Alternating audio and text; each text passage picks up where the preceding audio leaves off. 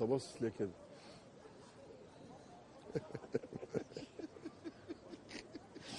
اولا بنرحب بالاستاذ محمود معروف، عضو مجلس اداره كان بالانتخاب، وعضو مجلس نقابه الصحفيين، وعضو برلمان. كابتن جمال عبد الحميد كيدهم بجد، عامل عادل القيع والواد ابراهيم منيسي، عامل لهم صراصير في دماغهم، والواد اللي اسمه اسلام صراصير داخله دماغهم. هم الاهلي اللي رماه ولا هو اللي الهوا رماه؟ اي كلام، عيال فاضيه. الدكتور شريف طبعا طبيب اغذيه، سياده اللواء علاء، سياده اللواء علاء مقلد من عيله مقلد، مليونيرات في الدقهليه. الاستاذ محمود خالد مدير شؤون قانونيه، الدكتور وجدي رئيس تحرير، اخ مصطفى مفتي جويلي رئيس المنظومه، واحد من اللي بتشتمه. النادي النهارده انا سعيد بالاعضاء النهارده كتير الحمد لله في الشتاء دون، الحمد لله. النهارده كان في قعده كبيره جدا جدا لعيبه مع بعضيهم، وكانوا بيتغدوا او بعد التمرين مع بعضيهم، وشافوا للولد شوبير التافه تاني التافه. طب يا ابني مراتك مستحملاك علشان الميراث، احنا نستحملك ليه؟ هي بتقول لك ست والله محترمه، بتقول لك طب دلوقتي لو انا سبته الفلوس اللي سرقها دي كلها تاني، سرقها دي كلها هتروح لمين؟ لان واحده غيرها الست المحترمه دي بالجزمه، والله العظيم تديله بالجزمه.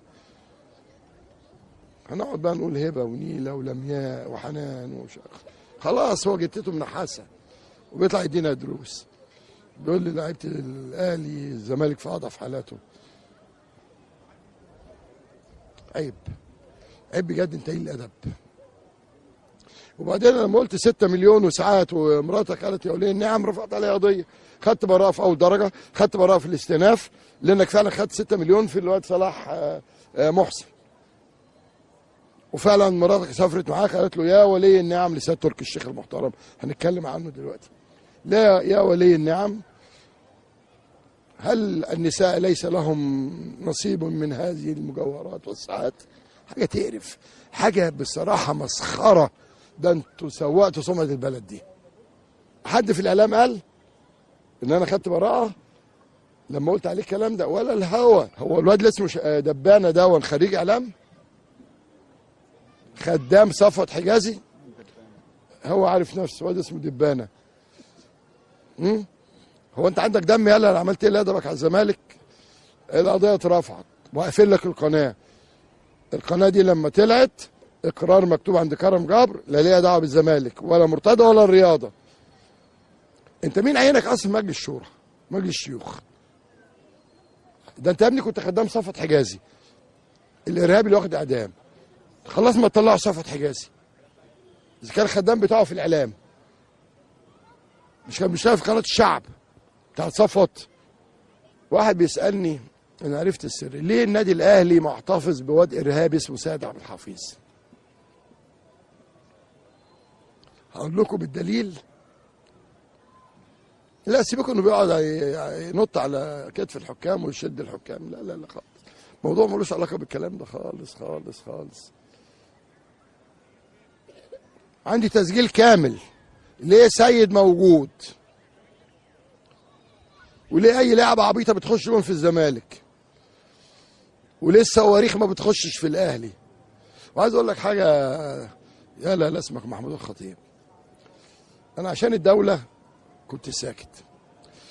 احنا بعد حلقه امبارح بنتشتم شتيمه وكلها مسجله، وانت المحرض. شتيمه ايه؟ شتيمه من عيال واطيه انت مسلطهم، شتيمه. هسمعها للدوله عشان تعرف انك انت اللي عامل الفتنه في البلد دي. ولادنا النهارده اجتمعوا مع بعض،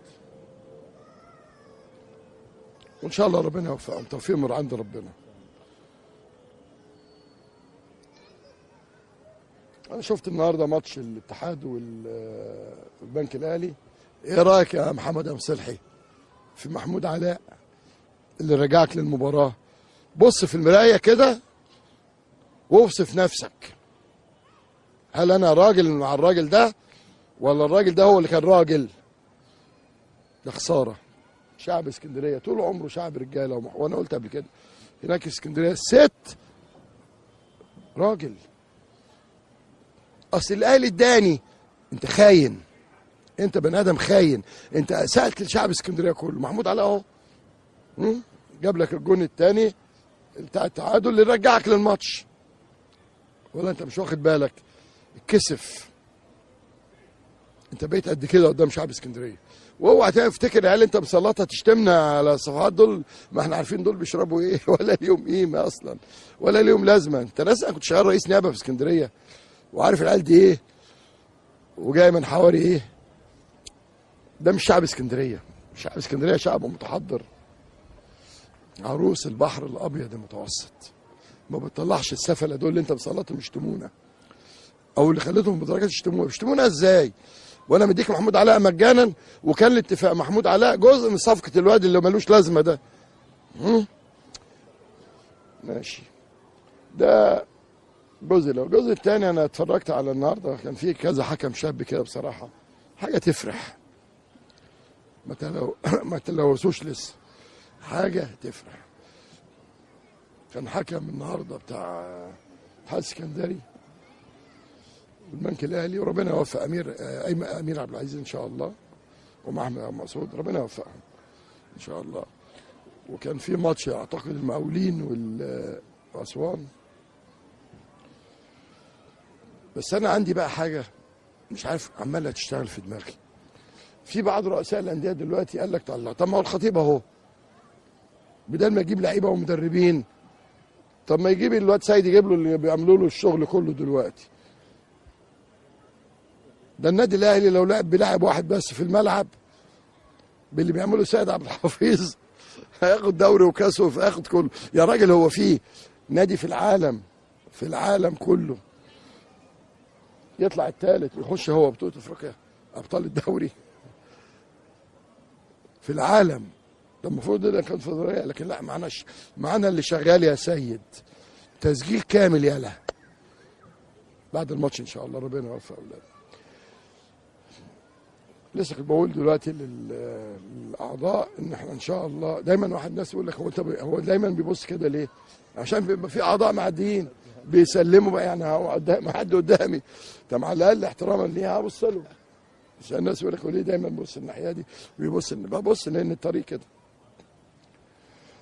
انه قلت لكم الموقع تم استلامه من الشركه المحترمه تبع الدوله، وان شاء الله باذن الله خلال 3 4 ايام معدات نازله بقى خلاص هيبتدوا يشتغلوا في مشروع نادي 6 اكتوبر واستاد الزمالك. مفيش حاجه اسمها استاد مرتضى منصور، استاد الزمالك. الناس بتنسى اسماء رؤساء الانديه واسماء اعضاء مجلس اداره. يا جماعه ده الملك فاروق كان النادي متسمي باسمه وتم نفيه وقتلوه. انا جددته الشارع ده كله كده بقى باسم ملك فاروق. اول حاكم في العالم كله يطلب نادي رياضي يتسمى باسمه. مظبوط يا كابتن محمود؟ صحيح. مش كده؟ انا والله ناس كتير جدا فرحت. مش كده؟ والله العظيم كانت لفته رائعه. وطلعتوا لنا الملك فاروق هو اللي كان بتاع نسوان، امال عبد الحكيم عامر كان بتاع ايه؟ وعلي اسمه ايه ده اللي كان مع صبري، علي شفيق كان بتاع ايه؟ ها؟ ومش عارف ده بتاع ايه؟ طلعتوا انتوا اللي بتوع نسوان. الراجل طلع اتجوز على سنه الله ورسوله 2 مش كده؟ زوجتين، حاجه راقيه.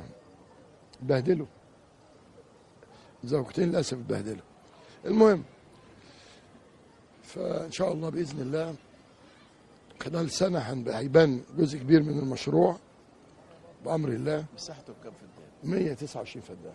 نادي 6 اكتوبر انا اللي جايبه، حاجه رائعه. ممدوح عباس ضيعه وانا اللي جبته بطلب رسمي تاني ثالث مره. حاجه رائعه. 129 فدان. هيبقى استاد ايه يا ريس بقى؟ نادي كبير طبعا، استاد 45,000، وفي مول وفي مستشفى رياضي وفي فندق رياضي، حاجه معموله ما شاء الله على اعلى مستوى الحمد باذن الله. ده يليق بجماهير الزمالك واعضاء الجمعيه العموميه